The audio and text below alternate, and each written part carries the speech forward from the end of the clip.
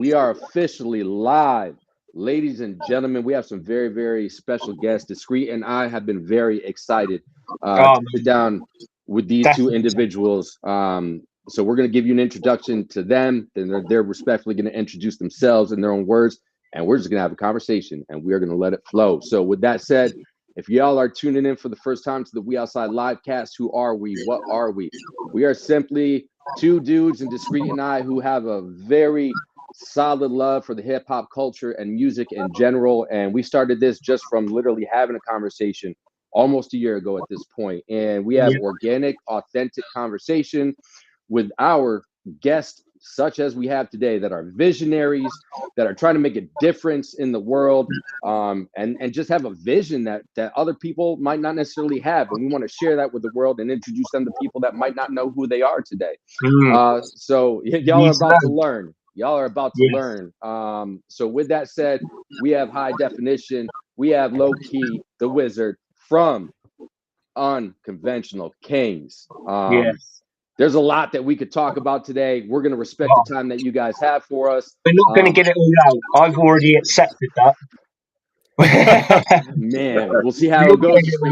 We might have to do a part 2, a part 3. I don't know. But with that said, let's see how it goes. And I'm going to take this time to turn it over to High Def and Low Key, otherwise known as the Unconventional Kings. And if y'all will just take a moment or two just to introduce yourselves in your own words, introduce the Unconventional Kings in your own words, and then we're just going to have a conversation from there. Go ahead, Low Key. Well, I'm Low Key the Wizard. I am a producer and guitar player and singer, songwriter, and co-founding member of the Unconventional Kings. There we go, Low Key. And I guess that means it is time for me to talk. Well, Hope, just introduce yourself, man. Just pump the brakes. I'm High Definition of the Unconventional Kings. I'm the other half. I am mainly a lyric writing. Ask him to create atmosphere and beats. I'm kind of like the guy that makes the phone calls, you know what I mean, and tries to push the buttons over here on this side while he pushes the buttons over on the other side. And I rap and I sing too. I do that part too. There you go. Well, on behalf of everybody here and myself and all the other outsiders and of course Discreet the co-host, we appreciate y'all taking the time today and hop on with us just to have an organic and authentic conversation with us. So we are definitely going to get to the current album that is out there making some waves in the music world. I'm loving it. But it's taken me by surprise, man. I was talking to Low Key before, and oh man, I didn't realize how much I was going to love this album. I didn't expect this to happen. What happened to me in the last couple of days? I'm telling you. And that's the truth. The amount of messages that Discreet has been sending me the last couple of days, it's very warranted. But I do. What's your favorite song? Go back. What's your favorite song, Discreet? Right. Which one? I will say, right in this moment, because it was one of the last ones that was in my head, but I love it, is just because, well, Hustling. That's the last one that. Do you want me to list them off? Go ahead. Yeah, please. Go ahead. Kingmaker, Round Me, Runaway, Shadows, Mexico, Feeling Me, Enemy Lines, Execution, I'm Free, Hustling, Wadsan, Work All Day, Smoke All Night, Mary Jane, The Way It Goes, and On My Mind. But there's only about, I've written them all down. I've got something to say about every fucking song here, I'm telling you. Wow. I've been taken by surprise. That makes us feel good. Now, I got a question real quick because we have to know this. How do you think that UK would go over in the UK? Awesome. I mean, you get the right, there is definitely a market in the UK for you guys. I'm telling you that now. That is a fact. Right. Yeah. It definitely, not everyone, it's not everyone's cup of tea. I already know that, but it got me, and I know there's millions of other people over here who will definitely elevate to it. Man, Man. So let me ask you something. I'm gonna ask low key something because I always felt like when we ended up on these interviews, because this is new to us, we've been doing this for a little bit now, but I feel like Unconventional Kings the title is as accurate as it possibly could be, because what either of us are thinking at the same time is probably on a completely different end of the spectrum, as much as us having our backs turned while he's making the beats, and I'm over here pushing the buttons to make sure everybody gets to hear those beats, you know what I mean, and that we turn them into songs or whatever the plan is.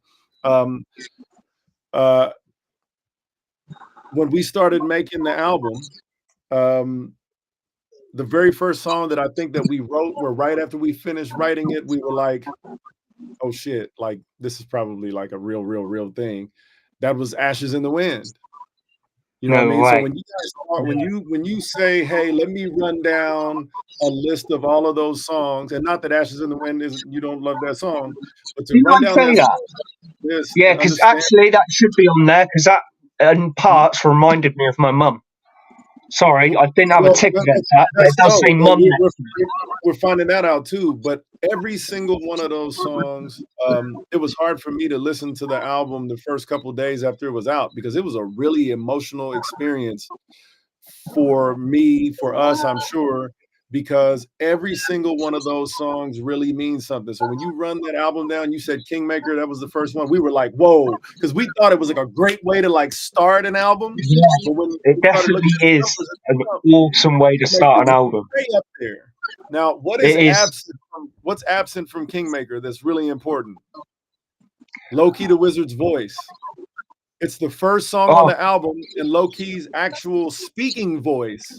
His speaking voice is not on that song, but it's an immediate example of how his production and the way that he used that guitar. I mean, we didn't have to have a hook.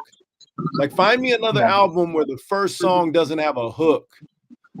It doesn't have a hook, but it's pure hip hop in the verses. Yes, it's pure hip hop in the verses, and it's a message to hip hop in the verses. So conscious of ratchet rap. If you live about the trap, we can't leave without looking back. No, our people mean more than that. Ain't no time to be falling back. All our folks can't run a rap. Mental health at the front of that. It don't matter if white or black. All of that stuff mental health does matter. King ISO tells us that all the time. It doesn't matter if we're white or black. Look at this panel. It doesn't matter where we're at. All of those things. But we better start paying attention. You know what I'm saying? Because the only way that we stay out of these coffins, you know what I mean? All of those things that are in those verses, when you get to the second part of the second verse, I mean, a lot of that is like, man, let me just go ahead and get this off my chest about where I stand on all of this now. Like, I'm for the greater good. I'm standing up here with another dude that's for the greater good. So what had to happen in the second track? Immediately, the first thing we have to hear is Low-Key the Wizard's voice. Yeah. I call. All you hear is a phone ring, and then you hear "I'm down." Yeah. That is the true story. That's the true story of how the group 1000% started. And really, more so an example to me, and I'll let him jump in on it after this. More an example to me of what our friendship was before we ever considered making a song. We could have grown old and just been friends talking about the fights that we were watching on the weekends. We could have grown old talking about each other's, whatever else it was we were into, you know. But it never mattered, you know, when I got when life changed immediately, quickly on either one of us throughout our friendship, the phone calls always in, I'm down. All right, man. Hey, yo, I need a little help moving. I'm down. Yeah. Well, I think I'm gonna start going to the gym at 5 a.m. every day, which I'm down. Yeah. It's never a question. That's how you know when somebody really fucking got you. So if you my people, I'ma say that shit. I'm down. Hit my line on my way that quick. I'm down. And you know if the list exposing, the fake is gonna take up hating, and you should always know this. Fucking it was a true description of what I thought our relationship was as human beings and friends, and we were just able to put it into a song. Do you know what? Like, that's one of my favorite songs as well, but that's not got a tick against it. Because to me, I did at one point think it's probably better to just go for the tracks I haven't picked. But I don't want to be like, I don't want to bring that up like, oh, these were the ones that didn't get to me as much. But the whole album, like, there's so many that are just awesome. And it's just so varied. Like, I was saying to Low Key before we got on, how I bet you any money, every track on that album is somebody's favorite song. Yeah, Man. yeah. It's interesting how you can get like hip hop fans, you know, picking out their favorite songs, and then standing next to metalheads that like Enemy Lines and the Iron Addicts, and then, you know, country Enemy fans Lines. that like Mexico and Brown Skin Cowgirl. Yeah. And, it's wild to see like that our love of music is going to bring all these different people together, united, you know, to enjoy this music, right? And then also it's going to, you know, somebody who likes country who hears that song is going to be like, oh man, that's dope. Let me hear another one of their tracks. Yeah, and yeah. Like, oh, I didn't realize I like metal too, and rap and all this other shit. You know, like it's so true though, and we were talking about that a little bit, you know, before we went live, high def, while you were getting everything set up on your end. It was funny when I was putting the post together for this morning. I'm sitting at my kitchen table, and through and through, from where I grew up, my first real love of music came from hip hop. That's just what it was, and that has evolved from then. So you got me sitting at the table playing what song do I want to play in the post? As you know, primary would be, you know, hip hop. I got my wife sitting right next to me. She's hardcore metal. She's big, Falling in Reverse, Breaking Benjamin. But she has an appreciation for other stuff as well. Don't get me wrong. And then my brother-in-law sitting across the table, big country, big rock kind of dude. And both of them look up at me like literally at the same time. And my wife was like, yo, who is this? And I was like, Unconventional Kings, motherfucker. Like, straight up. Like, they both looked at me. And my wife was like, yo, she's like, I'm going to have to go look these dudes up. I was like, yes, you are. She's like, yo, I'm feeling this. And my brother-in-law was like, yo, this is fucking dope. I was like, I'm telling you, man. I'm telling you, because we only try to get people on the show that have a vision, who are unique, who are innovative and unconventional. And you guys very much are. And I love that. I love that. And, you know, one thing Discreet said to me the other day, he sent me a message. He goes, execution to Mexico, 5 mind-blown emojis. He goes, you wouldn't think this is the same guy. That's the same album. Fire. Genius. Like, there's so many sounds that can reach out to people. And man, I love it. Is that something that happened organically for you guys in the making of this album? Or is that something that you guys kind of like set out directionally to do with this project? Yeah, it's musically, I kind of always figured, because you know, you grew up listening to, I grew up listening to hip hop too, and like all the different samples you would hear, and if you could just make it fit into a groove the right way, you know. I kind of already knew that I could take different styles of music and do that, but I just really wanted to like push the boundary with it. And it's like the further I pushed it, the more excited High Def got about writing lyrics to the songs and making the shit happen, you know. So I would be like, cool, man. And that was really also integral too, is to have a partner that like sees and like trusts you to not hand them something whack or something that's like too out of pocket, but like, you know, like I can like push boundaries here, and this guy is going to stand by my side as we push these boundaries and make the music dope. If I make the music dope, he's going to make the lyrics dope. Yeah, and the other thing is, man, we never felt like we were confining ourselves to hip hop, or really any genre for that matter. You can tell. But the other thing is, if you look at how long we've both been listening to music and our different musical interests, you're gonna hear a lot about shit that I said in the album today, because it was all that. If you just listen to the very first song, Runaway, that we put out, I say, I guess it's in my marrow. Cocky nigga making tunes, dodging floozies, busting in search of the dinero. But to understand me better, gotta love MUSIC. Because I got that make dope shit disease. You better get to spitting if you fucking with me. HDSR in my veins. That was my father. HDSR in my veins, a little bit of Sam Cooke, Etta James, Santana riff stuck in my brain, 40 Water and Busta Rhymes go insane. So number 4 and 5, actually number 5 and 6 were rappers. Everybody before that was something completely, totally different than that. Go insane. Love Donnell Jones, man. I'm so vain, so you better not call me till I say so. Because Anthony Hamilton breathes soul, and Jacob Banks don't need no introduction. When I hit the function, it's earth, wind, and fire. More bounce of the ounce. Roger Troutman, really like that night up. Sunday morning choir.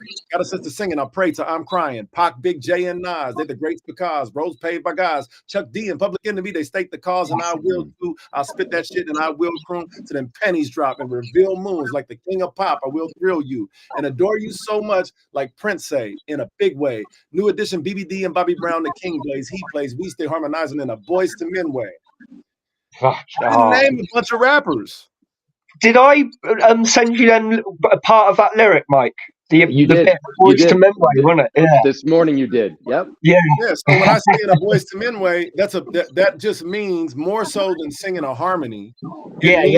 Together. And together. I knew exactly what it meant, and oh man, it's just I was amazed when I started listening. Right back. I just want to make sure. No, you're good. Low key. It's solo time. Well, while we're doing that, Discreet, you did that Boys to Men track. It was this morning. Like Boys to Men, yeah. It was literally this morning. I'm trying to look for it real quick. But I mean, there's so much shit that you sent me the last couple of days about this album, about them in general. Yeah, I was blown away by how much I loved it. But it's just so varied. It's just, like there's something for everyone. Yeah. Well, to your point, Discreet and Low-Key, I definitely want to get your thoughts on these two tracks that I'm going to mention because, again, very similar to Discreet. There's a lot that I could really name as what's my favorite track, right? But it's like at the end of Lethal Weapon 3 when Joe Pesci's having that conversation with Mel Gibson where they're talking about like the first wife. Well, I love my second wife differently, and Joe Pesci was talking about his frog. So like there's an appreciation that I have for each song, but I think the ones that stick out to me the most are I'm Free and Fall of Rome. It's like just the real messaging, and we were kind of talking about some things before we went live, the three of us as well, but just the no fucks given in the sense of sharing reality of what's really going on out there in the world. I love that you guys just embrace that, where I feel other artists typically will shy away from that as well. So, and any thoughts that you could talk about those two songs, because those are ones that just stick out to me. Obviously, the day that we're in right now in the world. But yeah, any thoughts that you have about I'm Free or Fall of Rome? So So Fall of Rome is Lex Bratcher song that we did. Lex Bratcher is our little sister. That's our homegirl, like for life. She's family to us. And that song is a beautiful perspective on society, and it's very heavy. It's a very heavy song to like take all in and to measure everything that she's saying and everything that High Def saying in that song is like, it's real, man.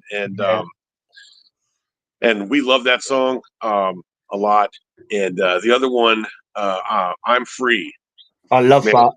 I'm Free. That song with the is all about freeing yourself from the chains. Song made me realize. Sorry to interrupt. That song made me realize when you're listening to music and when you're deep into it, you're free. Like I realized as I was listening to that song. Rob, we're realizing that as you say certain things. So you said something earlier that when you listen to Ashes in the Wind, it made you think about who? My mum. Made you think about your mother. Yeah. So we wrote that song as a breakup song from two completely different perspectives. You know what I mean? I sort of started gathering it was about a partner. Sorry. Correct. But so many people immediately told us as soon as we put the video out, and we learned really quickly that Ashes in the Wind was whatever it was that you felt like blew away. You know what I mean? People were attaching it in completely different ways than what we thought it was going to do. So when I hear you guys talking about as I walk back in the room, it was super important for us for this to mean something though. Like we do we got some of the most dirtiest risque type. Like I feel like we were movie makers and we had unlimited budgets. Oh my God, it would be crazy what we would come up with. We make music instead. So our stories are while they might be edgy, like we've got one that's gonna come up on this deluxe one. I've been thinking about this a lot lately, low key anyway, just been in my head.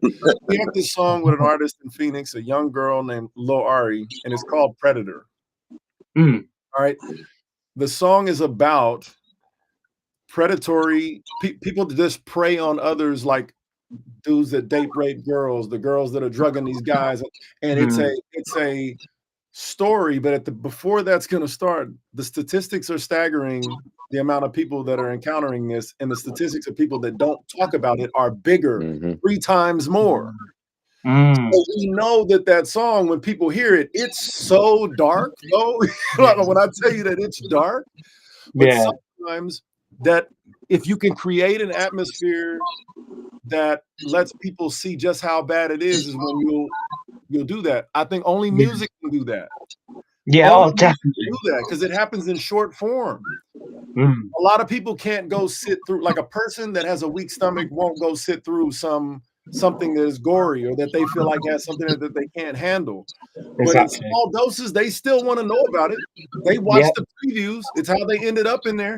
You know what I mean? Like they still want to know about it. In music, you get to do that. What he's amazing at, what Low Key is amazing at is that we can change the tone. He changes the tone of songs in the middle that gives somebody like me the ability to write it and have it have a crescendo and have it go out. Like when you think about Mexico, you can literally picture some guy just sitting there on the beach thumbing that song to start, getting up, walking down getting and jumping in his fucking car with his friends and going to Mexico and having a knockdown, bang out kind of night. And at the end of the night, he's looking around, everybody's passed out. He still don't have his girl and he's playing the fucking song out. You know what I mean? There's an emotional thing that happens. And I feel like we tried to do it in every single one of those songs and then try to take all these little bitty roller coasters and make them into a big ass roller coaster. Yeah. You know, and I tell you, there is honestly too much to talk about with this album. I said that to Mike before we come on. I was like, there's no way we're going to be able to get everything out that we want to talk about because it's just it's so good. What was the most surprising song to y'all? Well, like, I can't really describe that because as I went through the album and like the different type of styles and songs, like the whole thing was just surprising me. But the fact I was liking it, like no matter how much it changed, I was still loving it. Do you know what I mean? So it's hard to describe. It's took me by surprise. Gotcha. And for me, I would probably say Brown Skin Cowgirl. Because I just, again, I had just really, when I first heard that track, I was really like just discovering you guys, honestly. And the more I went in, I heard more like the hip hop and rock side of things. So to then come and hear like that country kind of sound to it, for that reason, it really surprised me. But then, like Discreet said to me the other day, the more I heard of you guys, the name Unconventional Kings, it makes sense. So much more sense. Yeah. And it's beautifully done. It's on brand with the music as well, right? It's we were talking about it before you got done earlier. To be real, we don't ever have to think about that. Maybe Loki you'll agree or disagree with me, but I don't think we ever really think about let's change it up. Everything makes sense because it doesn't have to. Even when we disagree, like even when we get to the point where we realize we're gonna have to agree to disagree, we just go, Unconventional Kings, motherfucker, and we walk the other way. Yeah. So it doesn't. So like things don't always have to make sense when you have a purpose, right? When there's a purpose behind something, and each of those songs has purpose. Like there's a purpose to the music. There's a purpose to what we do. Even like overall as a career, what we do, like honestly, like the purpose is to get people together. You know what I mean? Like that's the purpose, is to like unify people. But that song Brown Skin Cowgirl, that there's a purpose to that. It was like a perfect storm of me going into this country club And then like seeing all these girls like line dancing, right? And the songs like talking about blonde hair, blue-eyed girl in the truck, cutting a pickup truck, and all the other, you know, shameless plugs. I'm talking about Coors Light and all that crap. Yeah. And these girls are all dancing, right? And then there's these two black girls leaning against the bar, not line dancing to the song, and the song's not about them. And they were the baddest. They were the baddest ones in there. Yeah. And I was just like, damn, these girls just don't have a song. And that's literally where it came from. It was just like, these girls need a song. Dude, and then he shows up in my house, comes in the backyard, and he's like, hey, listen to this real quick. And I listen to it, and it's like, da, da, da. It has no drums on it or anything yet. And he goes, brown skin cowgirl. I got a hook for it. And he starts going through the hook, and I'm like, all right, so I'm gonna have you describe a brown skin cowgirl or the experience in Arizona, and I'm gonna rap about the KC stuff. So it is super intentional. His verse is literally describing what in Arizona, if you walked outside, all of those things that you saw, you could see happen at the exact same time. If you went to like Tempe, Arizona, you could see some gangsters walking by. You could see every single part. When you get to my part, this HD from KC, I'm looking for a super melanated, shapely, country loving lady. There's plenty of those there. So it's off to P&L. First stop is PBR. P&L is the Power and Light District in Kansas City. PBR, Pro Bull Riders Association bar that's there. First stop is PBR. She line dancing fine ass. I'm breaking to the bar. And if you ever been to PBR there, you would know that off in the corner there's a bull going, there's a DJ up on the stage, everybody's partying, and it's all country music. And it was easy to like kind of put that together. And then I want to say that if I remember right, the way that we ended up, Low-Key didn't end up doing his solo or everything for that song until after we finished writing the last word of the second verse. Because that kind of just told it where to go. I'm not even sure that we had that, like none of the songs, I heard something amazing from Tech years ago. Somebody else was ringing my doorbell again. I heard something amazing from Tech years ago. And he was talking about, man, I can't stand the dude now. But when Kanye West made Beautiful Dark Twisted Fantasy, he threw all the rules out the window and said, we don't have to do 16-bar verses and 8-bar hooks, and that we don't have to do that. We can just have a long ass verse or one. The song could be 3 hooks. Go ahead, Low-Key. Let me see them. Yeah, the song could be one verse, right? Like we have a track where I made this like spooky sounding track. I have like a real old school East Coast beat with like the stand-up bass and drum beat going, and there's this like eerie sounds in the background, and I just handed him the track, and I was like, I want you to rap about everything that's terrible about the human beings. Yeah. And he did, and he goes on for like 2.5 minutes straight. Like there's no hook, there's no fucking start. It just goes. And then he just ends. And at the point that he ends, there's this like haunting voices of like ghostly voices going on in the background. So there's like structure. Look, You're invited, just so you guys know. We are invited. And we're always invited. We've been invited the whole time. He decided to go with the shorter beard and the longer hair up top look. He wanted to I like that better. I like that better. Because the less he looks like he plays keyboard in Lynyrd Skynyrd, the better we are in Christianity. So, but like structure. So here's the thing about song structure, right? Like, if your goal is to make 2-minute and 25-second radio pop song, then your goal is to make money. And when you listen to those songs, what do they want to do? What's your biggest market is like 11, 12, 13-year-olds, right?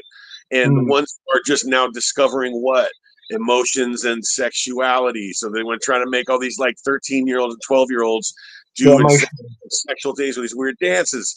And I was like, that's kind of fucking weird. And so like when you focus mainly on structure, that's what you wind up with, right? You wind up with these 2-minute, 25-second pop songs rather than art. You can exist and make songs that are like not too long or not too short, and you can make these songs that have just one verse or two verses. You know, you don't always have to have a hook. You don't always have to have these things in this right place, right in the same place. We've been listening to the same song structures since 1955. Mm. Yo, yeah. Matter of fact, so what me and Loki got one that we just wrote. It's been something that's been on our burner forever. It's a song called "Burned Out," and as we're writing it, and we get to these sections, and we for the longest time we just kind of been like, I wonder what the hook is going to be like, and I was like, wait a minute, man, maybe it just don't have to have a fucking hook. Maybe it doesn't have to have a hook. Like maybe right here we could do this. This would sound dope as a bridge into this, which would be the start of. Oh man, and now it's going to be one of our favorite things that we've ever done, probably. Like awesome. The way that it's put together. But I think I was saying right before I left, it was always going to have this music thing that we were going to do. It was always going to have some real purpose. So like hearing you guys talk about it, seeing people start to talk about it now is just like the warmest feeling now for us, because intention for music and seeing it land it's a crazy honestly feeling. Like I can't get enough out. Shadow Cowgirl, right? reminds me Cowgirl, and you were surprised. That's the one you said you were surprised by a little bit. Yep. Yeah, we had already played Brown Skin Cowgirl in 100 markets before we ever decided to put it out. We knew how people reacted to it. They went so crazy for that song in Toronto, Canada. They did. They went crazy for that song. They went crazy for Ash. When we got ready to say, I said, hey, we got the video posted of it. I was like, this next song that we're about to do is one of our favorite songs we ever put out. It's not out though at the time because everything had been pulled down. Before I can say it, people start yelling, "Ashes in the Wind." Bro, that's dope. I like another country. And then we go outside and there's 9 people standing there. I go outside to smoke a joint, which is great because in Canada you can just do it wherever. And I go outside to smoke a joint, and these people walk up to us and like, "Yo, man, we actually saw you guys in New Mexico like 5 months ago at this show, and we were in Detroit, and we heard that you guys were going to be in Toronto, which was only like an hour-and-a-half flight. So we flew here from Detroit to see your show tonight." That's what's up. And I'm like, what the fuck? Like, are you serious? And they're like, yeah, man, we know every word to it. It's not out. They've been watching the videos that people have posted online and the videos that they took themselves at our shows, and that's how they were listening to our music and consuming it. So when we got to Farmington, New Mexico, we started to sing. I think it was "Ashes in the Wind." We're getting ready to do the solo. Low Key's like, keep singing that shit. I couldn't hear because I had an ear in. I put my ear in. The whole fucking front of the crowd is singing that song to us. Fucking hell, man. And it's not out. It wasn't there for anybody to buy. So we kind of, there were certain things that we knew. We knew that a song like Execute, once we, actually, when I heard Doobie's verse, when we had mine and Doobie's verse, we had a great song.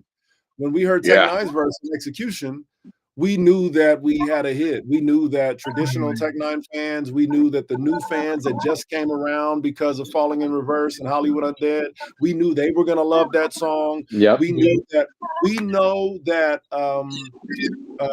that Wrecker is a game changer when it comes to our live show.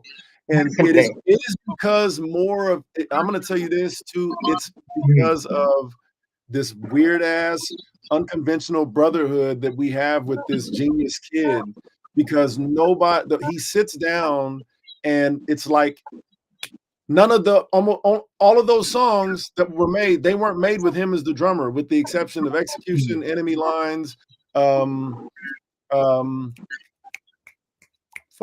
I'm drawing a blank. Shadows, by any chance? What's that? Yeah, Execution. Shadows. Execution, Enemy Lines. He also the last song on my mind. Yeah. But he's on a total of 4 songs. I'm pretty sure. Was it? I think it's Execution, Enemy Lines, On My Mind. No, it's those 3. I thought. Just those 3. Execution, On My Mind, and Enemy Lines. Okay. Shadows.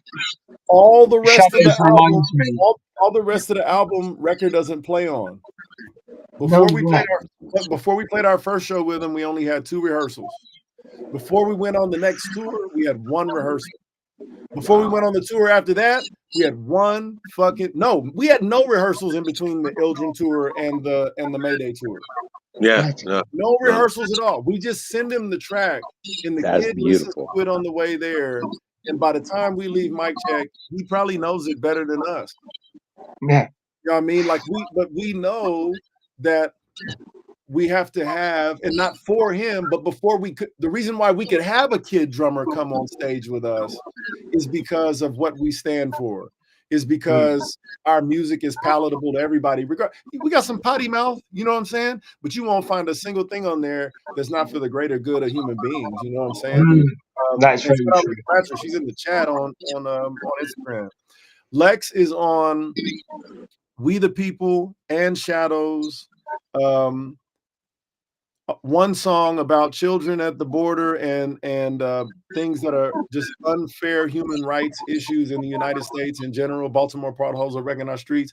All of that. And then she's on another song with us called Shadows, which is about women being able to sell their vaginas if they want to. That song reminds me of the type of woman I go for, and that is why I'm single at the moment.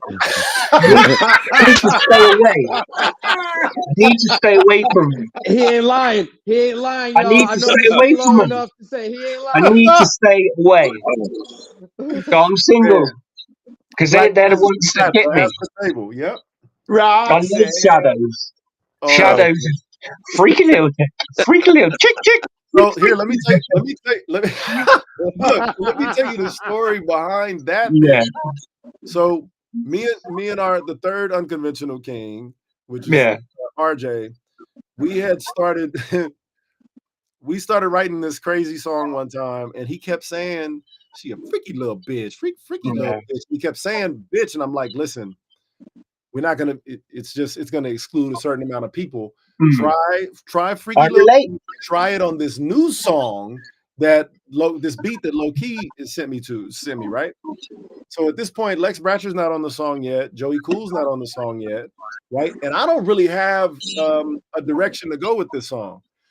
We go to a Tech Nine show in Las Vegas, and I'm there talking to Joey Cool. I go sit down at a bar, and a working girl come over and sit down next to me. You know what I'm saying? I live in Las Vegas. So I already knew what was up, and I ain't got no problem with her. But she's just like, I just told her like, "Hey, mama, you probably wasting your time sitting next to me." You know what I mean? I don't got to do that. You know what I mean? And she was she stayed there. We had a couple of drinks, and she told me, she said, "Most of the time in my life, I'm in a black blazer. I work at a bank."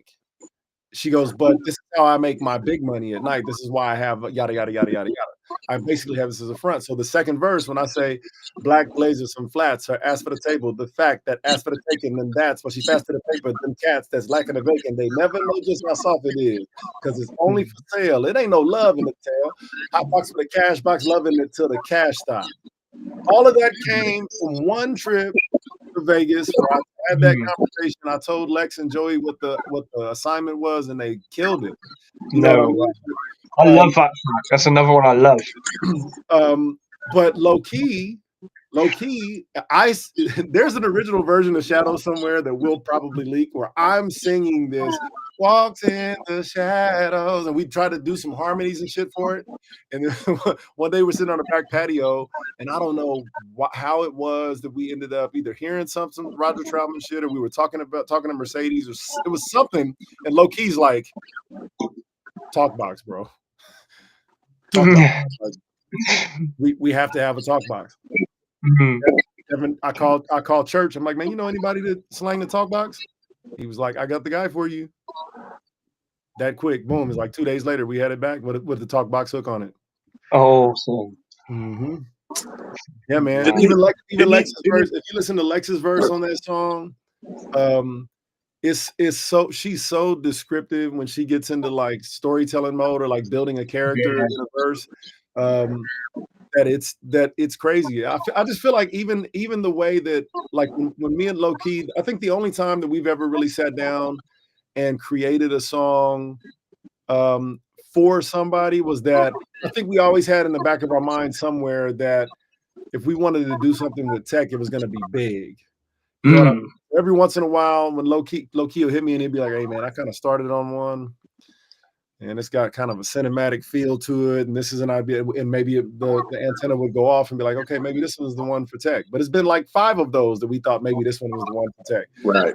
It wasn't the one for Tech until he was riding in the car and was like, "That's the one you sent to Tech 9." And we were right, because that was one of the first ones that he fucking made that we ever thought that about. You know what I mean? But, I think if you're gonna deal with the Unconventional Kings going forward, though, you're about to hear a whole lot more depth, like character depth into both who me and Low-Key are, because the next project is like that. You know, exciting. Definitely, there's some singing there. There's some super duper soulful songs that are there. There's some. Don't get me wrong. It's not like we're not all over the place with genres. Still, we're definitely 5 fucking different genres. It's like you're saying. It's so varied. It's like earlier on, if I was in a bad mood, Enemy Lines, it's just fucking brilliant. You thinking, oh man, I love that. It's just, and then Mexico, to Mexico, it's like 2 different. You'd think, whoa, this is the same dudes. Brilliant. Yeah. It's almost like human beings have a whole range of emotions and things in their life that are way different sometimes. Right. And you know, not just touching the surface of genres too, because I mean, if you go I'm Down, Shadows, and Round Me, you got 3 different eras of funk, 3 completely different eras of funk. Like I'm Down as well, that's all funky and jazzy. Do you know what I mean? It's just the Round Me got me too. Yeah. Got me too. I'll have to add that to the song that kind of surprised me. Round Me. It was, and then you get to the last few tracks and they're like really emotional, and it's just like, oh man, they're emotional for us. Yeah. You know, I'm not gonna say like any names or like that, but there was somebody that like we were trying to get on a track for something, and they were like, the track sounds dated, and which my reply was, yeah, no shit. You know? What? I don't get that. I never think music's music, man. It can't really sound dated. Oh, you know, if I'm doing a throwback, if you're chasing an era, we're not. It's gonna sound 70s funk, man. That's what that was the purpose. Well, exactly. Sound 70s funk, you know. Like, what's the intention? It's no different than the intention that you were talking about earlier, Low-Key. Exactly. What's the intent? What are you trying to do with this track? And one thing I've always had it myself. Where someone says it sounds crackly, I'm like, yeah, it's meant to. It's meant to be that way. That was the intent behind it. But I think it's really dope because, you know, one thing I've appreciated about getting to know your guys' music, and as best I can learn you guys through the music as well, which excites me what you just said, High Def, that you know we're gonna peel back the onion a little bit as far as us goes. That excites me a lot. Is there's a uniqueness to each track, right? And I guess the best way I can describe it, and Discreet, you know this about me, my wife and I are real estate investors. We flip houses, we do other shit for other people, you know, kind of in the background to make sure we got money to do the artistic stuff that we love to do, right? We treat every house, you know, it's all under this umbrella of the business, no different than every song and anything that you guys touch is under the Unconventional Kings umbrella, right? But you're treating each individual track like to an extent, you know, in my opinion, the way that we treated each house. Like you're looking for the same goal. You want to have success with this. You want something to come out of it with the intent that you're going into it, but you got to treat every track differently, you know, for what it is in that moment when you're putting it together, right? Is that fair to say with you guys with respect to your tracks? Go ahead, Low-Key.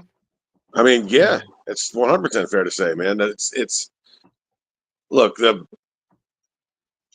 purpose behind everything is the mission is to have everybody together getting something positive out and having a positive option when it comes to like listening to music, right? So like there's all this death and destruction and mayhem all over music that you know, why not just actually have music talk about how it actually is for you? You know what I mean? That part can exist, right? But it doesn't have to be it doesn't have to be the focal point. We say it in a lot of these podcasts is that we were fortunate, man. I can say this part. We were fortunate to get counsel and hear conversations from some of the best people that have ever done it, that have ever been around this thing, that have survived crazy sets of circumstances, and they care about it. They care about what hip hop actually does and the lives that it changes and the money that it creates and just the ultimately it's something created that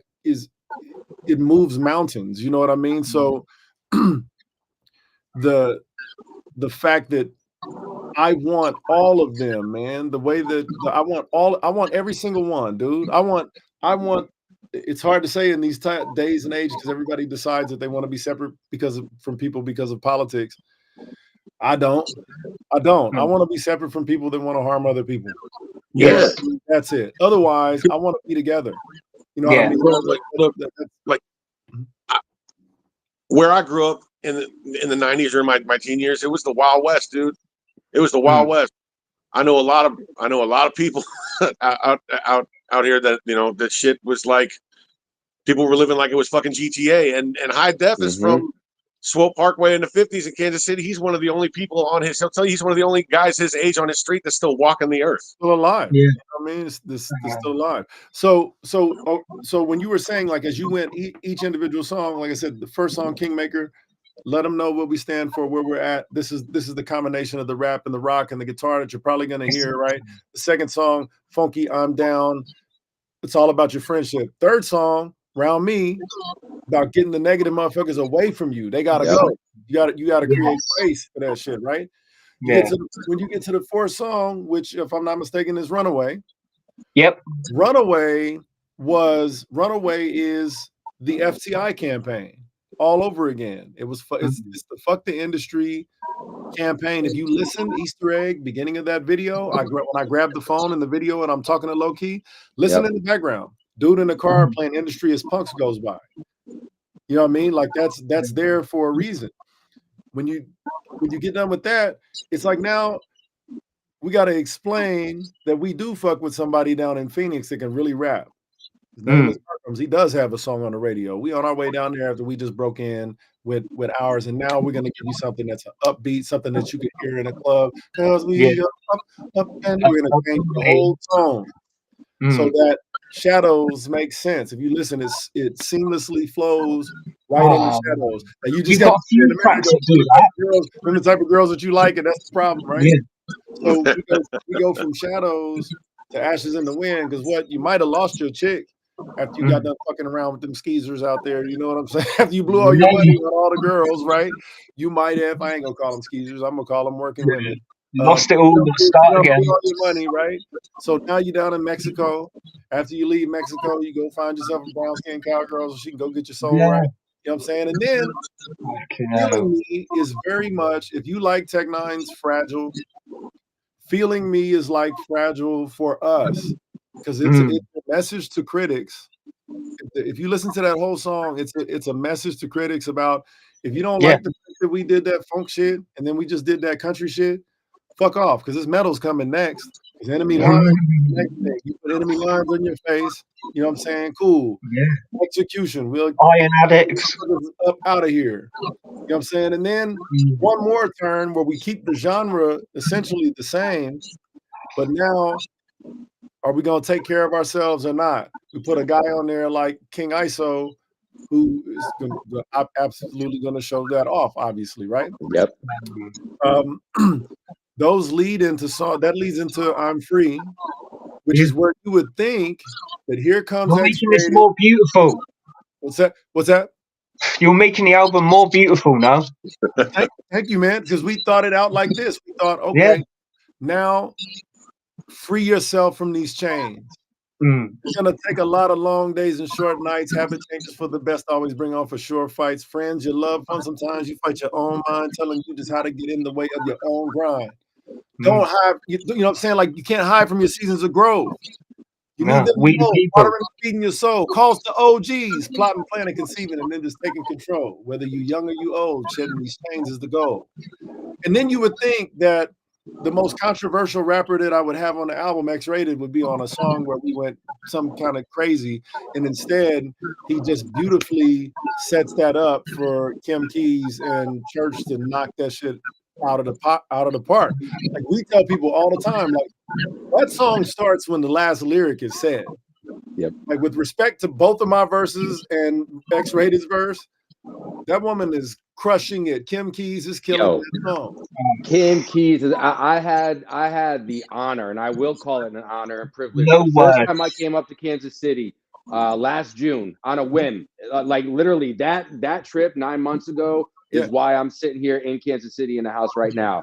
We'll save that for another time. But I got to meet her outside the Juke House on a Soul Sessions Monday night. Yeah. And one of the dopest human beings. So like once you guys got the album released, and I was like, yo, Kim's on this, and then X-Rated, and I've had again the honor and privilege of getting to know X-Rated a little bit behind the scenes as well. Just a beautiful human being. So like, and that might be a reason as to why that track is one of my favorites on the whole album, just because one thing I've come to know and getting to learn about you guys, getting to meet Kim, getting to know X-Rated to the extent that I have as well. It makes sense to have all of you on that track. Like it's a beautiful coming together of just real people who are just sharing a real fucking message and not holding back with respect to what they're trying to have come across on that message as well. And I think just to take those different pieces, I mean, it was truly, it was beautifully done. I mean, and again, I'm free. Like, come on now. Yeah, so I'm free. I felt free right then done when I was listening to it. What's that? When I was listening to it, it made me feel free. That's dope. Yeah. That's dope. And that's what we think. We think like, man, that may be like a major. You've got so much shit going on. Like, you know, you've got my daughter to deal with, and I'm a single dad, and you got this, that, and the other. But then music can do this. Yeah, man. Yeah. And then we the people makes all the more sense because we have Recognize, who has built his entire career about saying what's right. You know what I mean? If you go listen to Recognize albums, you go listen to Mayday albums, they're very firmly entrenched in this what's right about treating people the right way. You know what I mean? So it made a whole lot of sense. Lex Bratcher is the same. But having that distorted ass Ronald Reagan, that's Ronald Reagan saying that people should control the government. You know what I mean? Yeah, I recognize the voice. Yeah, yeah. You know we had to switch it up and change it up for, you know what I mean? Because obviously you can't just go copyright library and use it like that, but without somehow changing it. So we did that. But then USA was a song that there were people that I talked to was like, man, I don't know, man, if you should put that one on there because it's say some pretty crazy shit on that one. You know, it's a good one. I love it. What people didn't realize at the beginning of that song, and Mike, you rap, so here's the Easter egg about the USA verse. The first verse in USA, I want to say that it's 12 times. I think it's 12 times. I use alliteration, and each word starts with US and A. So we hit them with that unconventional savagery. Anytime unchecked savages attack underserved, savagely addicted, understudied, sadly apathetic to underwhelming, stupidly appointed university suckers assigned to umbrella companies, shading a system for lawyers to lie, cheat, and steal while we eat the Lowrys and Goya. I come back to that scheme again at the end of the verse. But that entire time, that's what I was doing. USA. Oh, that's fucking dope. That's fucking wow. I feel like I gotta say the whole verse now. Look.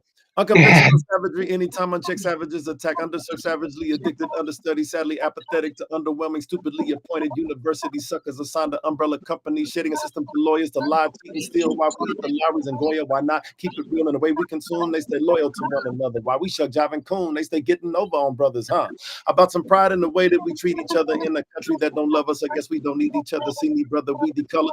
Ultimate superior, African, universal satisfaction. Anything we heed is trouble. Undeserved slavery accosted us. One underdeveloped, simple African is what they call us. And even though they stalled us, we continue to rise. Just tell me how we're gonna do it if we continue to die, huh? Oh, it's like a fucking giant concrete block. Just dropped on your fucking head. Wow. Wow. Yes. Oh wow. Yo, I'm gonna have to undeserved USA, undeserved slavery accosted us. So an underdeveloped, simple African is what they call us. Yeah, man. It was when I told him, I rapped it for him, and I told him, I was like, hey, man, check this out. I hadn't been rapping that long. We've been performing that song for 2.5 years, right? I told him I was gonna go stand behind the curtain on the stage while he did it. I was gonna stand But even more so though, that was directed. That first verse was kind of directed at us. The second verse is more of is a storytelling, and it obviously starts with the Colin Kaepernick thing. The third verse, though, agree with us or not, we can be better than this. The right and the left can't seem to get together on shit. Tell me when I start lying. The right and the left can't seem to get together on shit. And in a lot of cases, kids hang in the balance of this. But presidential puppetry seem like the crooks always win. I wanted to like Bill Clinton, but he jailed brothers quicker than when his fingers flicking, like he's playing sax, keys sticking. I love Barack too, second favorite JFK, but all three came and went, and we still got the KKK. Kennedy did the most for civil rights, and they didn't like him. Killed his ass right on the Dallas street, a U.S. Titan.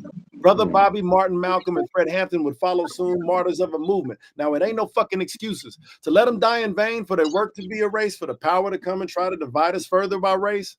What a fucking disgrace. And we can't be catching cases because these Trump and Bolden racists forgot just how soft their face is. Now, when we performed that song live, because we did that shit in some places like Montana and some real red hat country. And when I say that, the record scratches. And he'll go, and low-key goes, whoa, wait a minute. What you mean by that, man? And I go, okay, yeah, I guess I better explain it before people get too mad. Look. There is this organization called the KKK, and they did endorse a presidential candidate, and his name was Donald Trump. Okay, so it doesn't mean that you're racist if you you do, but you sure should stand against that shit, whether you fuck with him or not. You know what I mean? It's like these racists forgot how soft their face is because he done got them all pumped up. And you see him out there getting beat the fuck up all over the place. You know what I mean? Like, it's like they forgot. It's like, hey, get out of here. You know what I mean? And it's like they've forgotten that can happen. So it wasn't a violent threat. It wasn't any of that stuff. That entire song is a commentary. It's a commentary, and I tell everybody that listens to that song that ever has anything to say about it is I just say, if you tell me where I'm wrong, I'll go in there and change the lyrics. But we agree with us or not, we can be better than this. The right and the left, they don't get along, can't get together on shit. Kids get fucked up because of it. All the music was meaningful, you know what I'm saying? And so when we come out of that, we really go into the most special part for me and Low Key, which is Clear and Conjured, because Clear and Conjured was something we were prepared to do by ourselves. Before there was ever Blockstar, before there was ever Strange or anybody that came to help us, we were prepared to put out Clear and Conjured. And we did put out Clear and Conjured, you know what I mean? To the point and where we toured on it, where we got a deal. But Clear and Conjured starts with Hustling, and it tickled me fucking pink when you said why the song that you chose, and when you said the first song that struck you was Hustling. It was because me and Low Key had to hustle in the craziest ways to try to even do it when there was we never had booked a show. We had never put out a song. We were working like we had 100 songs out. You know what I'm saying? Like we were trying, like we knew how to do it. We were trying to figure out how to plug shit in half the time. Spend the whole night trying to get something. It reminded me how everyone's struggling. Like sometimes when you're going through something, it feels like you're the only one. But that song reminded me of no, everyone's like this. Everyone's struggling to keep going, but it's just how much heart you got. Well, we wanted to actually, for one, first off, was pay homage to people that were influential to us. So if you hear I'm trying to hustle like I'm Dwayne The Rock Johnson for AM cardio and the Iron Paradise, like I'm training for my starring role. Text blaring through the speakers because I'm incensed by just how hard he go. So I slam my Zoe and I fucking go. I guess you could say that I'm rocking. That's what The Rock been doing for the last few years. He would train in the mornings for these big movie roles. He'd be playing Tech 9 through the speakers, taking his Zoe energy drink. I guess you could say that I'm rocking. Terramana in my glass when I'm bopping. If you ain't at the top, why you stopping? now on to CT Fletcher, part of Iron Addicts, right? Just like the Superman from Compton says, you planning to stop if you counting reps. So if you counting, you must be waiting until you get to a number where you get to quit. Why you counting reps? Stop if you counting reps is still your motherfucking said you just gotta go. If you give it time and you grow, you know it. Only way to lose is quit, don't blow it. I can see your pain, don't show it. Twist your face up and grit it out. $7 in your pocket or 6 in the crowd. $7 in your pocket is $7 Productions, which is his entertainment company. Yep. 6 in the crowd was Tech going to San Diego to play for nobody. As somebody that had already collaborated with Eminem and Tupac and went to San Diego to play for a crowd of 6 people, and he still rapped. $7 in my pocket or 6 in the crowd to bust my lyrics, to repping it out, feel that pain and stuffing it out. Your mind is brilliant. Figure it out. Do it for you. Can't do it for clout. Never giving up is what it's about. It's who we were. And then we would smoke some weed, bro, after we worked hard all fucking day. You know what I mean? And then low-key would play that guitar, you know what I mean? And that's Mary Jane. That was the fucking wind down time of the night. You know what I mean? Before we I got a story about that as well. Before I got to that track, I kept looking down, right? And I was WADSAM. What does that mean? And it kept getting my attention. And when I got there, right, when I got to that song, I was like, perfect. Maybe we should have a contest, bro. We should have a contest for what people can say Watson stands for. Yeah, that would be dope. Well, that song is another one. I love it. I just love it. Then we got to make alternate hooks for it. Yeah, you should do that. Wings and ducks. It's gonna be something. That'd be funny.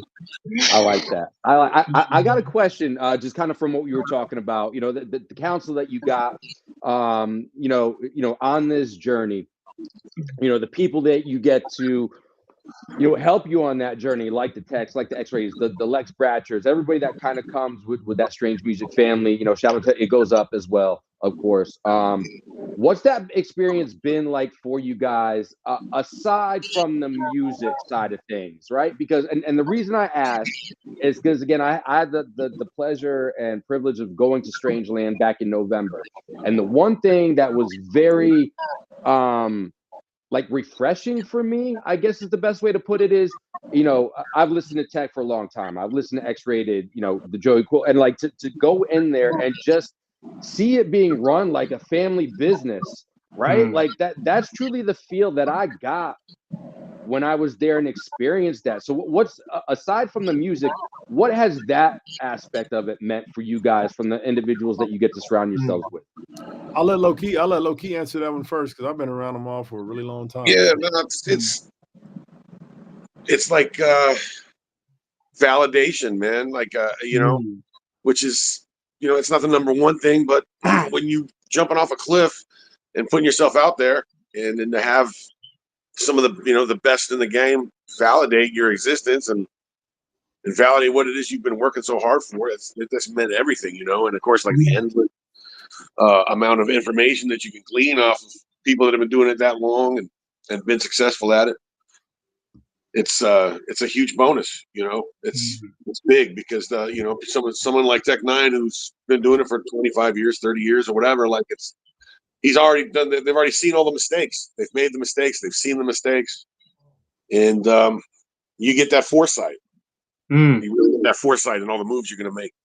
So it's huge. It's major. And yeah, like, you know, I've worked with some people in the past, you know, that in previous projects I was in that were really amazing and really helpful too. But in this game right now, everybody that we've worked with and that we've been around, and the list keeps growing too, week to week. The list of people that we're in touch with and we're talking with, dealing with, it keeps growing. So it's nice to be doing something for so long, and you know, we finally inked the deal at 45 years old. We inked the deal, and then to know that, like, you're doing the right thing is huge. No, that's hella dope, and I definitely want to get your thought process on that as well, High Def, especially since you've been around them, as you had mentioned, you know, for longer than Low-Key. So for me and Tech were friends. You know what I mean? We were friends. I was nowhere even I was in a different galaxy than the music business. He was just my friend, but I knew all of his music really well.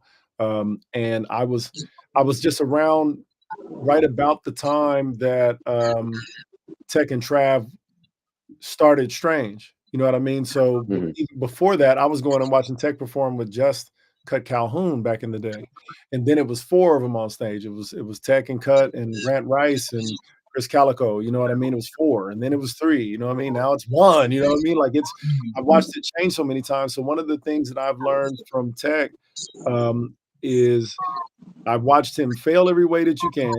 I've watched him succeed every way that you can in the biggest ways. And I learned no matter what, keep working. Yeah. No matter what, keep writing. If you exist in everyday life,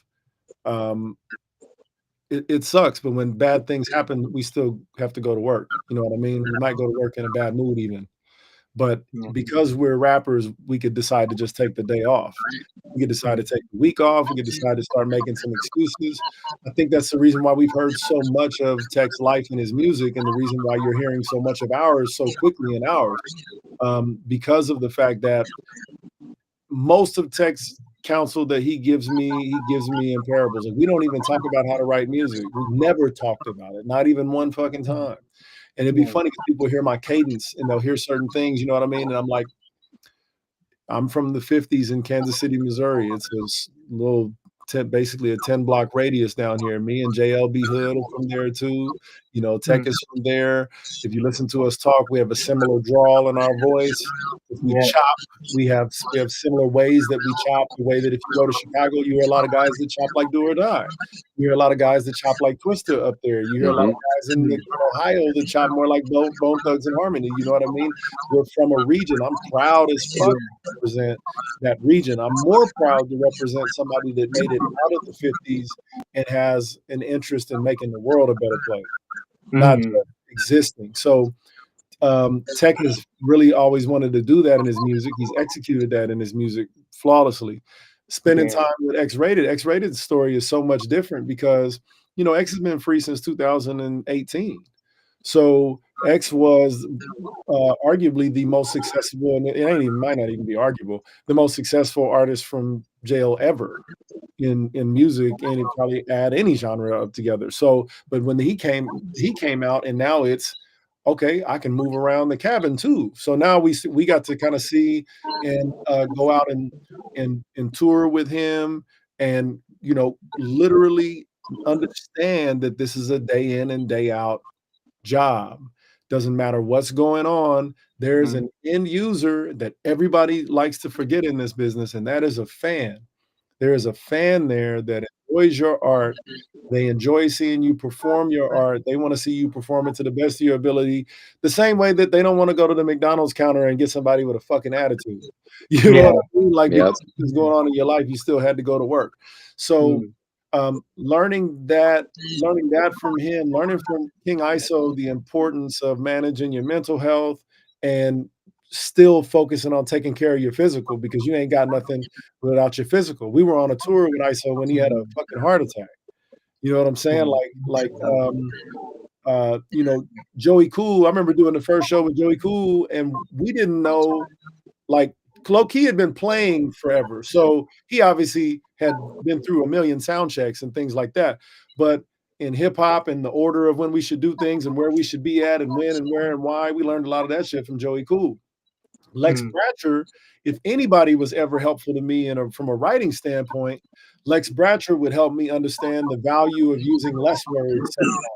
Believe it or not, that chopping ass superstar motherfucker was teaching me where there was value in space, structure. She taught us how to use our cameras. She taught us how to film, bro. She taught us how to use Logic. She taught me how to fade, how to. At the beginning, I was rapping all my verses all the way through. All the way through. You imagine that shit in the studio, like trying to do some of the verses that I do.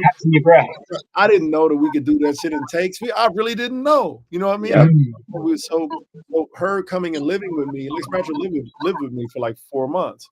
So we would, day in and day out, I was around one of the very best. You know what I mean? One of the very best. And what was I doing? I was trying to help her move around an industry and I was talking to Tech Nine and getting his advice, and I was talking to X-Rated and getting his advice, and I'd be goddamn if King ISO didn't come and throw all of us on a tour together. You know what I mean? Like, it's been the way that the Mizza would put it. The synergy has been crazy. And then now you add in somebody like Travis O'Guin, who starts to see the value in it. He gives us a distribution deal. And at the heart of it, to me, being in business, this is, if me and Low-Key were making candy bars, we just found out that Walmart's going to put our shit on the shelves. Yeah. You know what I mean? That was a goal, is to get it to somebody that could get it out to the world. His counsel, you have to get it when you can. You know what I mean? Like, I've been fortunate enough to have, I think, 5 or 6 meetings with Travis O'Guin at this point. But I've known Travis for 20 some odd years. His time is valuable. You should listen to everything that he has to say when you're in there. And you should outwardly disagree with him if you do. You know what I mean? Because he's going to ask your side. You know what I mean? He's going to try to figure out what your point is. But what you mentioned about being there and seeing how all of those people work together, like, all those people have been there for a really, really long time. That core group of people you see, Glenda's been there for 20 plus years. You know what I mean? Like, you got, I mean, you got even Jan at the front desk, like just kicking it with Jan at the front desk while we were waiting one day. It was just a great experience. Yeah. It was just it's all love there, bro. It was beautiful. Yeah, and believe me, just like every winning locker room, there's chaos sometimes too. You know what I mean? It's how well do you do in the moments of chaos, as opposed to how everybody does well when it's smooth. Yeah. Man, if me and Low-Key put a single out next week and it got 10 million motherfuckers bought it, and they booked us a world tour off of it, we wouldn't find out much about ourselves or how we react to that. We'd just be like, fuck yeah, we go. Yeah. Exactly. Yeah. But it's like, how do you find out, how do you deal with you just recorded all night long and you finally got it right, and the next day you woke up and realized that you didn't save it, you know what I mean, or whatever the fuck it is you fucked up that day, or you made a mistake when you were on the road, or shit goes sideways. Yeah, you know what I'm saying? Like, you could be humping your guitar and the chord could come out. Don't say that out loud, bro. Wait. Or what how about me coming up for my intro and the mic not being on? Yeah. Like, I'm saying, like, yeah. And you just go like, motherfucker, you know what I mean? And it's like, but he'll hear it. Like, he could actually hear it in my voice. If I'm annoyed because I missed the lyric or somebody pissed me off before the show or some shit like that, he could literally hear it in my fucking delivery. Like, you can't even imagine the times that we've been maybe out on the road and, like, I don't know, man, the fucking local opener stayed on for too long, and now you got to rush and get on there and maybe asking you to cut your set or something. Maybe there's just something that's frustrating that goes on. And we look at each other and be like, all right, okay, Rich on the Kings, motherfucker. Boom. Hit fist, go walk on that motherfucking stage and play our whole set. Get your frustration out in set.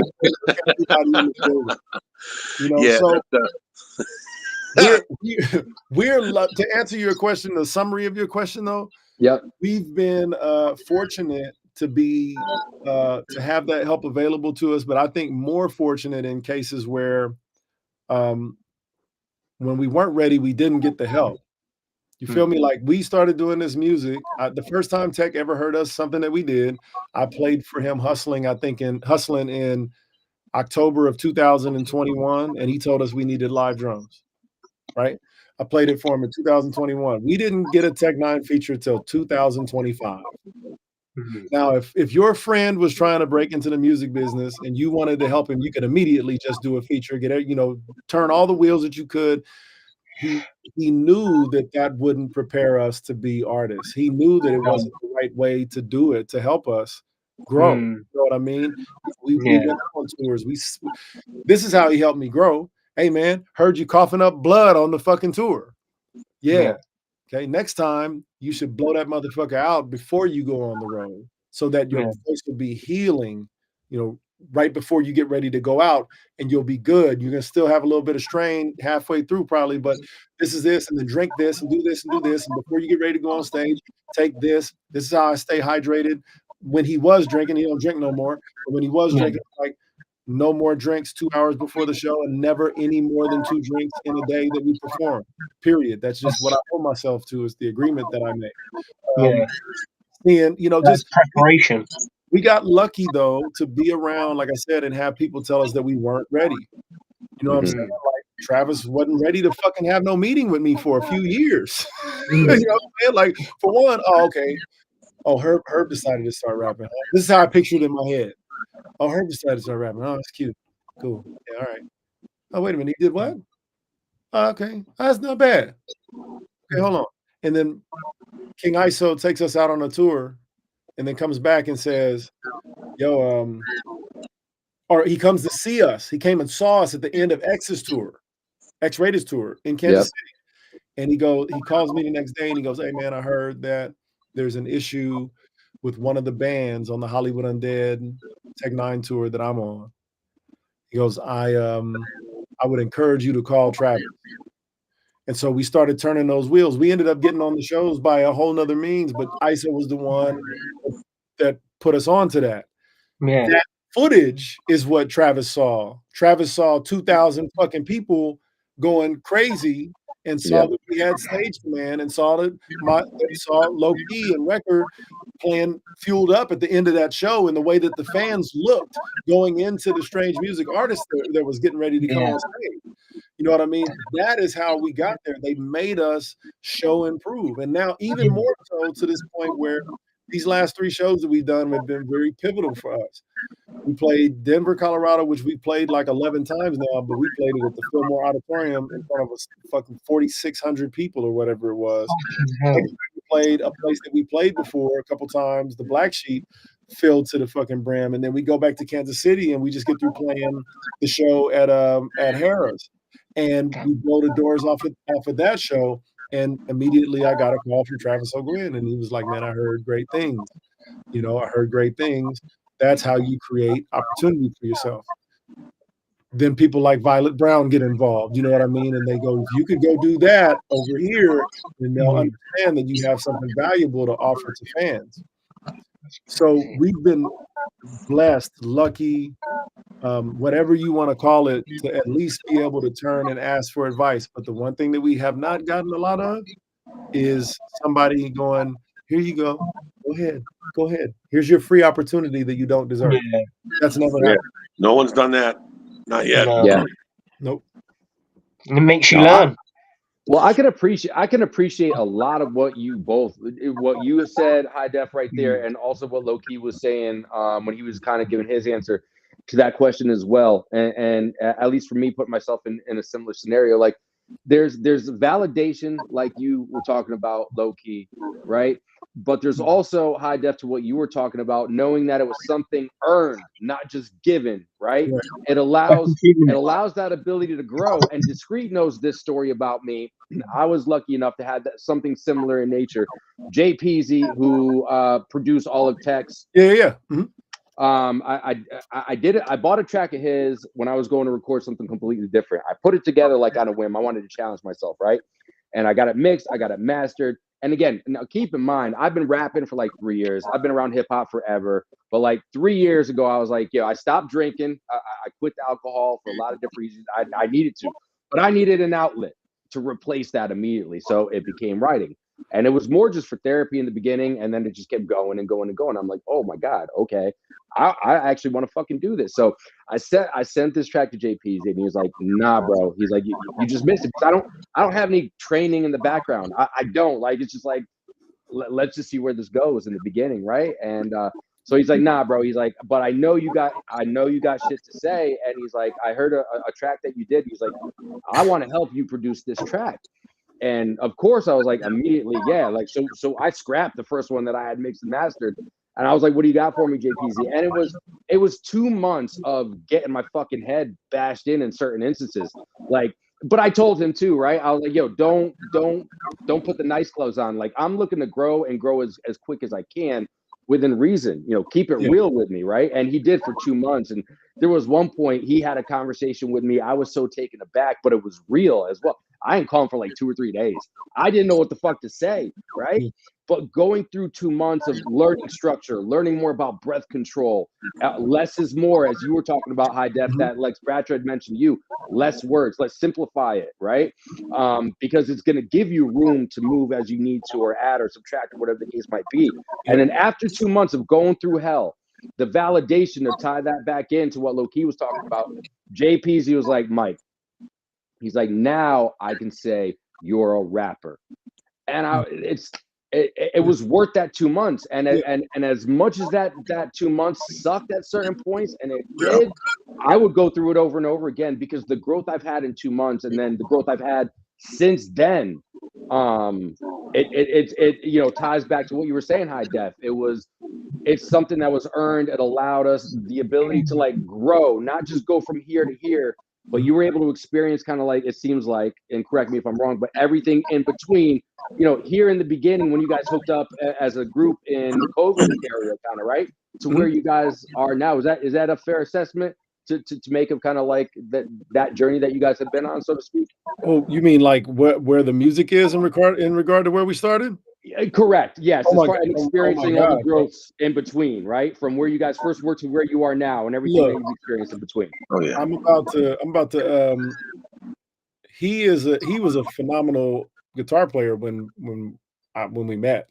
I think he's become a better and better and better producer. That's how he ended up with fucking 19 of the songs on a 21 song album. You know what I mean? The only other producer on that album is Mario Castellini, and that's Up Up and Away and Enemy Lines. So it's but for me as an MC, yeah, man, it's a man, if I sent you something that I was even writing probably 3 years ago, you'd be like, damn, man, you know, I don't know if that's even the same person. Like it did take a lot of growth. But more so, I think it was just listening to what he was providing in those beats. You know what I mean? Like change ups and switches ups, you know, like on I'm Down. If you my people, I'ma say that shit. I'm down. Hit my line, I'm on my way that quick. And you know, if the circle is exposed and the fake is gonna take a patent to you should always know this. The second time through is, if you my people, I'ma say that shit. Hit my line, I'm on my way that quick. Like it's musically taking and starting to write verses that are intended to entertain people as opposed to proving to people that you can really rap. Yeah. You know what I mean? Like, let me just show you how much lyrical miracle I got up my motherfucking sleeve here and waste your time. You know what I mean? Trying to figure out how to do this. Let unbelievable producers like Low Key create this pocket for you that tells you when it's time to go and do that. You know what I mean? Like those dynamic hits that are in Katana. Sorry, I call it Katana. That was the original beat for Execution. Those dynamic hits, get them all of those things were like, I heard those after he sent me a beat that didn't have those in them. I'm like, we need the big orchestral hits here with the, you know, it's gotta be like the rays of sunshine are coming out of the sky, like when those parts hit. So it creates, if it was a scale of 1 to 10, man, at the beginning, man, I don't know if I'd ever say that we was a 1. You know, I don't think I would ever say that was the case.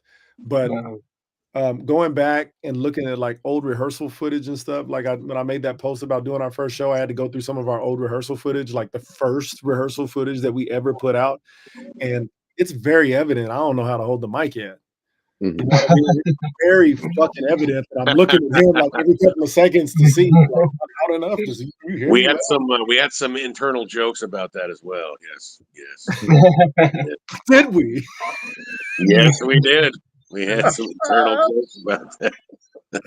Bruh, I'd be on my knee on the living room fucking floor, rapping the We the People verse like my heart was gonna come out of my fucking chest. And I turn and look at RJ, I'm like, what you think? He'd be like, be better if you didn't fucking scream it. Go back, do the whole song over again, right? This time I'm trying to do it with some emotion. And then he'll be like, I mean, you still gotta be like you're rapping though. Do it again. You know what I mean? Like, and it was like that until the point now where I could deliver that song probably 10 different fucking ways if I want to. I know all of Lex Bratcher's the words that we catch during our live shows like the back of my fucking hand, the way that she knows mine. But bro, it's not it may not even be scalable. You know what I mean? It'd be like the same as like saying, "Hey man, I'm gonna go pick up a fucking car sale, a couple car sales guys, and to see if they're gonna be in the rap world." Yep. That's literally what it is. So yeah, bro, I don't even know if I can measure it. It's not supposed to exist. I like that. I like that, and I have an appreciation for that. So thank you for sharing that. Very, Hell very yeah, much. man. Hell yeah. The what we've begun to do that I really want to do though, and we should spread the word and starting with this podcast, is that we work with all kinds of artists. You don't have to be a rapper. You don't have to be a rapper. You don't have to be a motherfucking rapper. We will never pigeonhole ourselves into rock, rap, country, none of that shit. We are what we are. We're a different genre, and we pay homage to the genres that we've enjoyed our whole lives with this new shit that we got. You know, and we ain't never ever trying to make a song that sound like a fucking song, ever. No. You know what I mean? That's never been it. Unconventional. You're gonna hear obvious influences. You know what I'm saying? Like you're just gonna hear them because that's what music kind of should fucking be. Yeah. Aren't musicians remembered forever before we had a way to remember them on fucking digital phones and shit? Weren't they still remembered forever? Don't we still have fucking Beatles music? Don't we have music that even predates that shit? Don't we? Yep. Like we've had it. We still have it. It's because it lives out there if it's worth still fucking living. And when it don't, it fucking dies, and it dies quick. You know what I'm saying? We wanted to make music that forever and a day will have a way to fit into your psyche. It's not regional. It's not attached to a genre. It's not attached to a particular kind of sound or an era. It's not attached to any of that shit. I can't wait till y'all hear some of these new fucking beats and shit that Low-Key been doing, man. We heavy off R&B. We got some, man, god damn it. I can't wait. It's gonna be like a dance electronica one soon, I'm sure. Like that shit That's up. what's up. I love it. It's universal. To kind of sum it up, it's universal. It's accessible to everybody. That's right. Salute Universal. Yeah. Just in Shameless case plug, motherfuckers really do hear it like that. Like, Unconventional Kings. It's universal. It's universal. Whoa, why did it stream do that on Instagram? That was strange. Nah, that's very exciting. No, I know. You know, before we actually ended up getting the show officially going, we're talking behind the scenes and you know, talking about UK and the UK. So any just tours in general, any shows coming up in general that you guys have? Because I know that, you know, one of the last ones that you did was at the Voodoo Lounge, as you had mentioned. High Def, I think that was the one at Harrah's back on March 8th. And anything upcoming that anybody can expect to see you guys live, and anything more importantly, anything that you could share with us here outside today. Oh yeah. April the 12th, Farmington, New Mexico at the Lauderhouse. It's Joey Cool, Unconventional Kings, Native King, and Same Flame at one of the dopest venues, one of our favorite venues to play. For real. Our favorite sound and video guys to work with. If you're anywhere near Farmington, New Mexico, or you can get yourself a little cheap flight down to Farmington, New Mexico, you might catch us at the Crown Jewel. No, we're actually going to be someplace else, but the Crown Jewel. There's great food at this venue. There's close hotels. Weed is legal. You know what I'm saying? It's be beautiful outside. Like, it's called the Lauderhouse Brewery, and we play there on April the 12th. And then after that, we are currently putting together a tour that will run sometime from the middle of June. Middle to late April through the beginning of July. Looks like we're gonna have somewhere in the neighborhood of like 20 dates, 25 dates. That's what's up. You're gonna hear new shit on there. You're gonna hear Mexico live. You know what I mean, on these shows. And people in for a good night. I'm telling you, people in for a great night. We're gonna do. I think this is a really good opportunity to talk about what our VIP packages are like for our fans. So please. I think a VIP means, aside from getting something physically in your hand, you should experience something differently. You know what I mean? More than just the front of the line. You can get it in front of the line, right?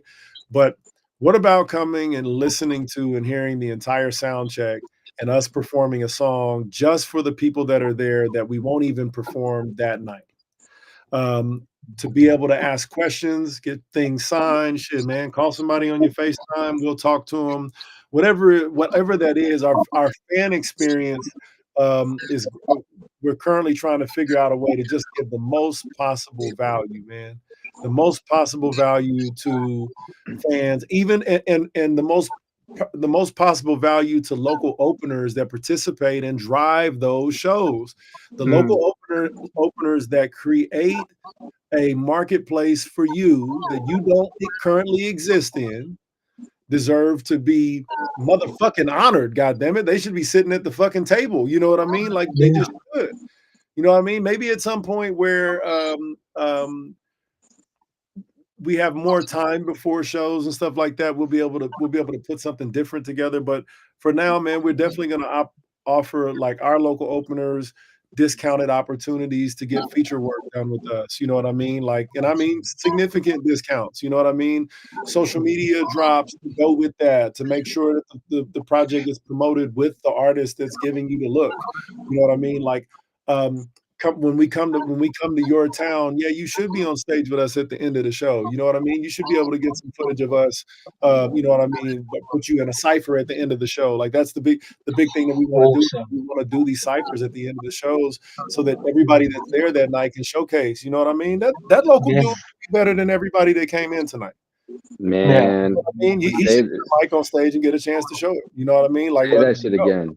I think to your point of talking about an experience, I think something like that is where it's at, and it's I'm a part of a hospitality group that we specialize in private events with my brother that I've known since 13 years old. Like, so I'm helping him really level up what he's got going on, and one of the things that we've been talking about is getting into, because he's been a DJ for 30 plus years. We have some contacts that we want to start putting some hip hop shows and more like, or not hip hop, just anything music, but make it more intimate, right? Make it a real experience where kind of like you were talking about, where, all right, you might spit one of your tracks and then before, think of like kind of like if you remember Nirvana's Unplugged back in 92 or 93, where they went in and like all the fans, for example, were expecting them to play like all their hit stuff. And maybe they played like one or two of them, but they played tracks that were truly meaningful for them, right? And maybe even spoke on it a little bit as well. So I think you're on to something there, like really truly giving like let's experience. Let's say that it's Mikey P, and we won't say Kansas City. Let's say that you're Mikey P in Tulsa, Oklahoma.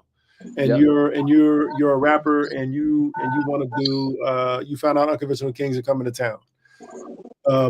We're going to provide an opportunity to get on the show, either by helping to get tickets or whether or not the promoter's doing a slot fee plus tickets or minus tickets, whatever that is. On top of that, we're going to offer opportunities to get low key to play on your beat. Maybe you got a beat and you just want some guitar. You know what I mean? Like, maybe you want high def and low key. You want an Unconventional Kings feature on your beat. Maybe you want a custom beat from low key with a feature from us. And then maybe you want to add a guitar solo to that. You know what I mean? Like if you're able to do things like that with local artists and you make it make sense, so that now next time Unconventional Kings comes to town, of course Mikey is on the show.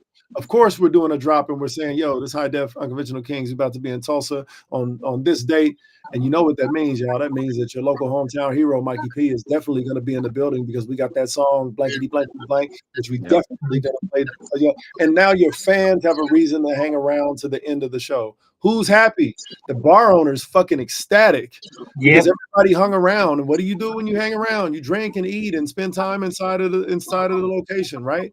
You frequented. The more time people spend somewhere, the more likely they are to come back and come to another show at that location. This is all just fucking straight up data that's available, right? They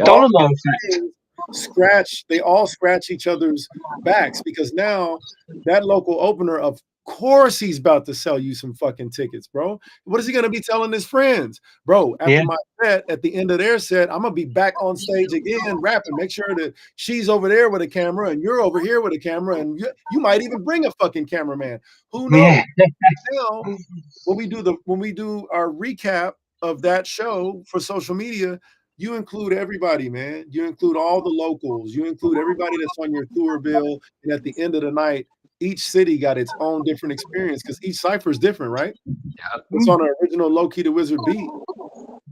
Now the fans and the local artists are tied into you as a group because when you leave, what song do they play for their friends all the time? The one that they have with the Unconventional Kings. Now, Mikey P got a friend that he rapped with too, and he got a project coming out, and he won a song with the Unconventional Kings. Now we got 2 songs floating around Tulsa, Oklahoma.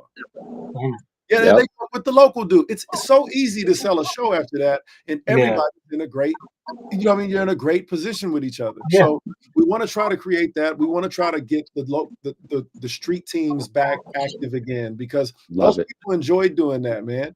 You were on a team because you liked handing out flyers. You like talking to people about music and why they should come see this new group. And those people are kind of just sitting around dormant, just going to shows. Yeah. You know what I mean? Let's create something for them that's makes sense. You know what I mean? So I don't want to keep y'all too much longer, man. We coming up on an hour and a half, and not that I got to cut you short, but I do have something that I have to do. Nah, you're good. I got to get myself to the studio. As a matter of fact, I've got things I've got to do soon. Is there anything that you guys need us to do? Y'all want us to do a drop? You know what I mean? You want us to let us know, man. Anything that we can do to help. Oh man, thank you so much. Wiggle our cameras. Do you need us? He'll wiggle his camera, and I'll just move my head at the same time. You know what I mean? It's all good, man. We appreciate the time. We'll end up having some clips from this, of course, that we'll share out there over the next couple of days as well. So just keep an eye out for those. And truly, I can't say enough. I'll let Discreet speak for himself. I appreciate the both of you for everything that you guys do, what you guys stand for. It shows through the music. It shows through having a conversation with you guys today. I know High Def. I spoke, back and forth with you on Instagram Messenger and whatnot. It's really appreciated because we're just 2 dudes who love music, who love visionaries and authenticity, and that's something that drew us to wanting to have a conversation with you guys. I'll quickly say this: that when Mike told me the other day, 3, 4, 5 days ago, that we got Unconventional Kings coming on, I started looking up, researching, and no disrespect to anyone else we've ever had on, but you guys have blown me away like no one else has. That I've looked up and researched and listened, I was just so. It was one of them moments in music, if you like, where you're just so taken back by something and you just wasn't expecting it. So thank you. Man. Just thank you. And just keep doing what you're doing, please. You on the guitar, Low Key, honestly, some of your riffs want to make me cry. And then obviously the skill of High Def is just like perfect. And then with all the musical combinations, honestly, I can't get enough out my fucking mouth to pump you guys up. Honestly, thank you. Thank you. We appreciate it. We're gonna let you guys ride the rest of the show out. So thank you from us. You guys both ride the show out, and when y'all are done, we're gonna close the door on everybody that was open and watching with us today. Man, first off, thank you to everybody that came and watched.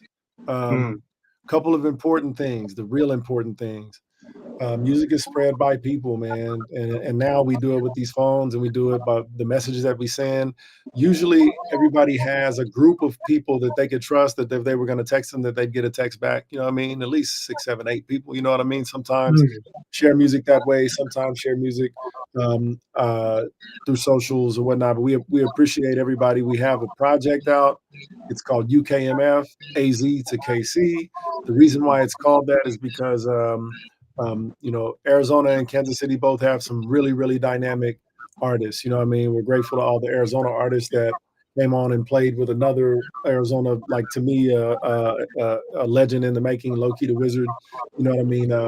There's a lot of talent in Arizona, and we hope that we're able to put some of it up and have it shine. We do have a contest that's happening right now that Mikey dropped a verse in. We have a contest on Instagram for a free Low Key the Wizard beat. And tonight, Big Doobie and Kid Friendly are going to be our guest judges to judge all of the verses with us, and determine based on, number one, Number one, lyrics. We're not about to have one of these contests where everybody just have a fucking opinion. It doesn't work. It don't work. We're gonna have a guy say on a scale of 1 to 5, lyrics. On a scale of 1 to 5, delivery. On a scale of 1 to 5, whether or not the shit made sense, or overall, whatever it is, we're gonna have a scale of how we come up to it, and everybody will have a score.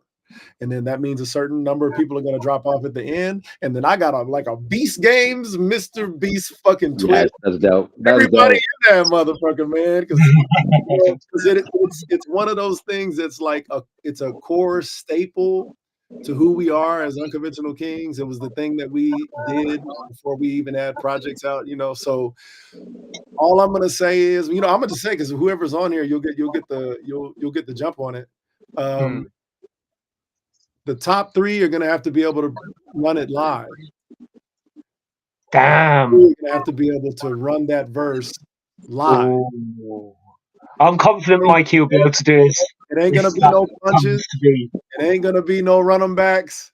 It's going to be start the beat and who can rap it live.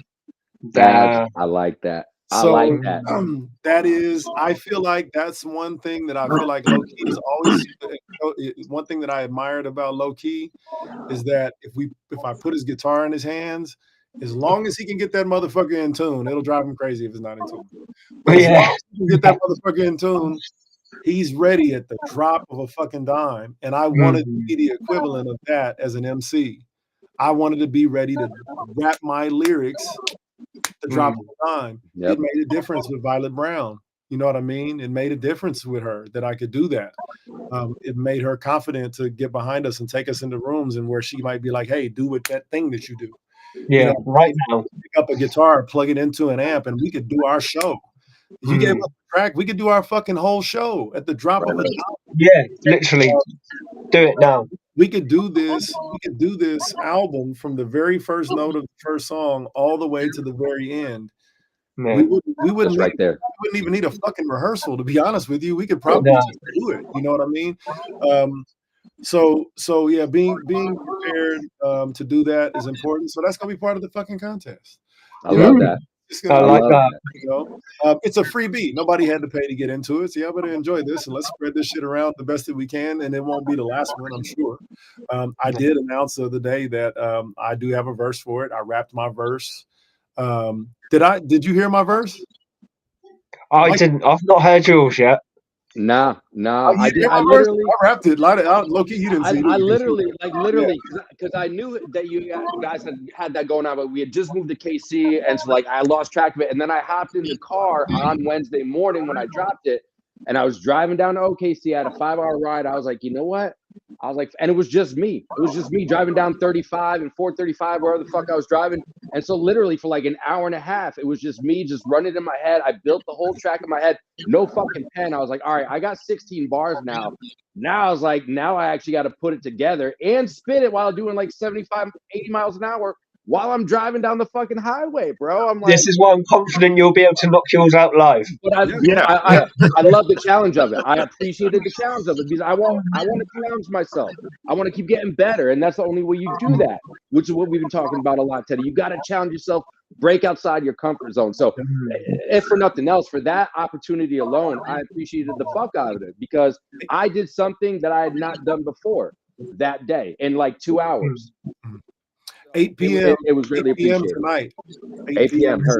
Black time, 10 p.m. Kansas City time. I'm as long as I'm not in the studio laying this JPZ track down, I am 100% there. I'm waiting on Joe Black to get me when we can get into the studio. But otherwise, Joe Black. I'm in. Yeah, Black Beats is the one that did the talk box for Black Beats did the talk box for Shadows. Yeah. There you go. There you go. So I said in my verse, I said, It's like Khaleesi was sitting off in my lap with a carton of dragon eggs, and one of them had a crack. So I swallowed the yolk whole, and I started to spit these raps. The syllables flow like embers charcoal when it's soaked in gas. Match lip with a flamethrower, blow smoke when I'm going past you. Indiscriminate flickering tinge in the brow of a broken rapper. See mobs running for me, now here they gunning for me. Hell's chilly like it's beginning to freeze. God, I guess I never know what I ever did to these veterans, rocking with a wizard peddling music that I thought was heaven sent. But with no paperwork, I guess it's really irrelevant. Family thinking that we embellishing when we telling them we signing a deal. Man, are y'all signing for real? Starting to feel like chain yanking, tighten the steel, loosen it, bust a link like when they lie on the grill, insides out like soldiers when they lie in the field. Wow. That's the verse that you get with the song. That's what's up. Well, future congratulations to anybody that's getting that shit. I'm tuning in. I'm tuning in tonight, one way or the other. Hey, everybody's I'm gonna say this: the fans are gonna have a vote. That'll matter. The fans are gonna have a vote. I'm encouraging everybody, and we'll get started a little bit slow when I start that live up, just so we can get everybody to send out messages to their friends or whatever it is to let them know that their fans can play a part in getting the point. You feel me? Like this was an experiment, a little bit of a social experiment for us to really drive home in a really fun and competitive way how to be better at this thing. You know what I mean? Here's a dope beat. Here's a way to get it. Here's going to be some stems that you actually can own. You know what I mean? All of that shit. So that contest tonight, our album, we are Unconventional Kings on every single platform with a Z, TikTok, and all of them joints. Follow us, man, and just share the music. We're Unconventional Kings and Kings for a Greater Good. And unless low key, you got something else to say? Unconventional Kings, motherfucker. Yeah, that's it.